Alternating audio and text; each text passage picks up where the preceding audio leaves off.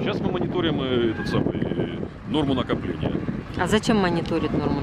Потому что норма накопления пересматривается раз в 5 лет и подошел срок. Сейчас надо норму промониторить, выяснить, она у нас в соответствии или ниже, или выше. Ну и от этого потом уже будем рассчитывать тариф. Все идет планомерно под то, чтобы официально пересматривать тариф. Сегодня у нас тариф какой? 9,69. А планируете как? Ну, увеличение где-то будет процентов на 45-50. А какая сейчас уплата, не уплата?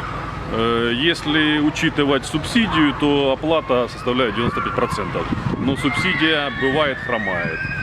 Не вовремя заходит на предприятие.